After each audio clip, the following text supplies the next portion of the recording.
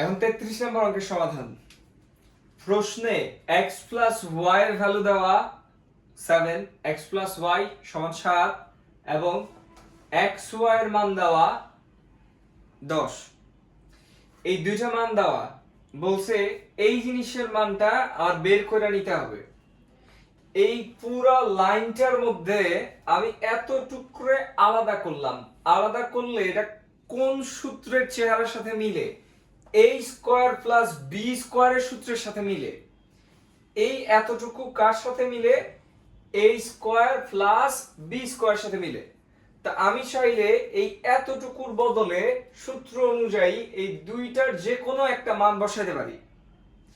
এখন আমি এই দুইটার কোন মানটা বসাই দিলে এখানে উপযুক্ত হয়?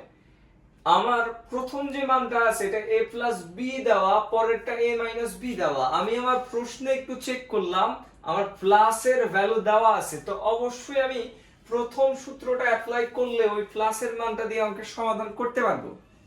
তা আমি কি করলাম, শুধু এতটুকু x square plus y square এতটুকুর বদলে আমি যদি এটারে a square plus b square ধরি, কি মান লেখা যায়? a মানে এখানে x, a প্লাস b মানে y, a plus b whole square minus 2ab। শুধুমাত্র এতটুকুর বদলে এই লেখাটা লিখলাম সূত্র অনুযায়ী। বাকি কি অংশ আছে?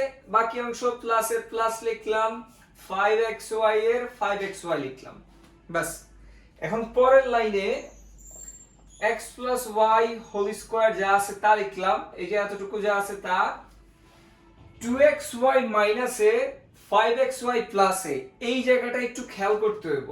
সংখ্যাটা যদি বাদ দেই, শুধু চলকটার কথা চিন্তা করি, এখানে xy এখানেও xy, সংখ্যা বাদ দিলে xy চেহারা মিলছে, এটা বলে সদৃশ পদ। সদৃশ পদ হইলে যোগ বিয়োগ করা যায়। যেমন এখানে আছে 5টা xy, এখানে আছে 2টা xy। 5টা xy থেকে 2টা xy বাদ দিয়ে ফেললে আমার হাতে থাকে 3টা xy। প্লাসের সংখ্যা বড় না মাইনাসের চেয়ে বড়? প্লাসের। তাহলে আমি লিখলাম প্লাসের 3টা xy থাকে।